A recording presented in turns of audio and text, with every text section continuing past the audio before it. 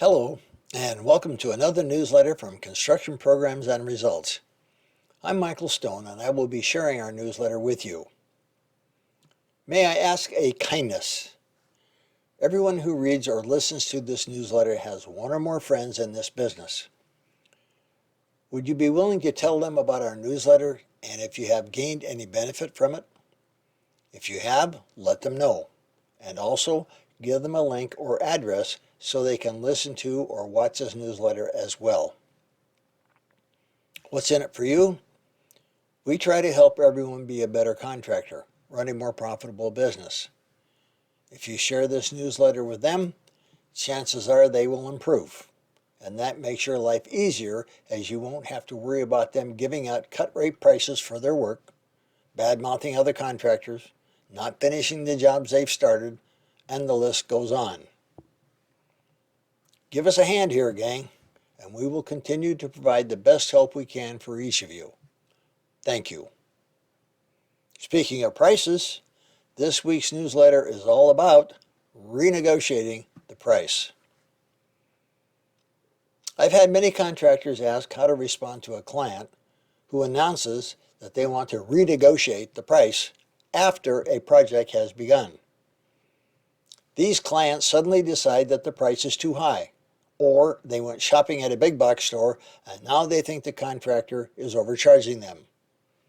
One specialty contractor told me he had 3 jobs in a row where the owners told him after the work was done that they weren't going to pay because they thought he was overcharging.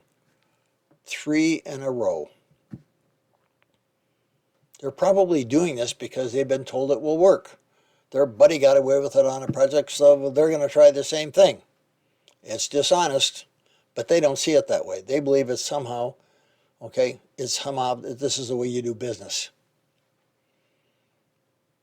If you have a written and signed contract, that follows the implied understanding of good faith and fair dealing. You should be able to get paid for the work you've done. That's because if you have a written contract and they want to change it, their disagreement isn't with you, it's with the contract. That's why you should never let this turn into an argument. It's between them and the contract. So your response should be, let's see what the contract says about that. If the contract is clear without any loose ends and it shows a firm price and payment schedule, what's there to argue about? Explain to your client, politely but firmly, that they signed the agreement. You did your part and you will expect them to do their part. If they don't, you'll consider them in default and take appropriate action to collect the monies due. Don't say any more than that. Now, they may huff and puff and snort and make a few idle threats, even threaten to see an attorney. When you have a written contract, you can smile and walk away while they think it over.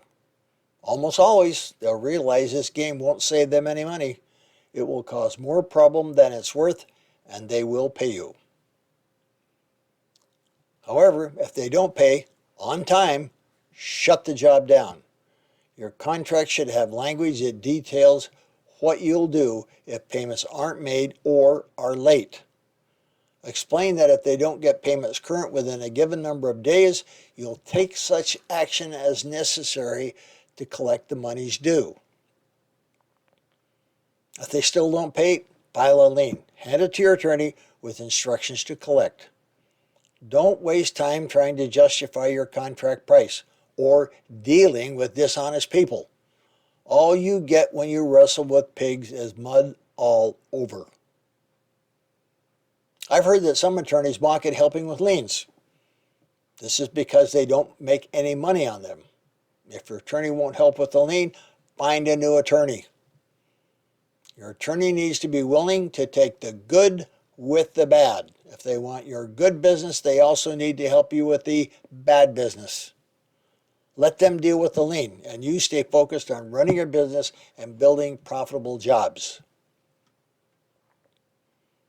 Don't worry about losing referrals from this client, because the referrals you get from them might be the very people who put them up to this nonsense in the first place.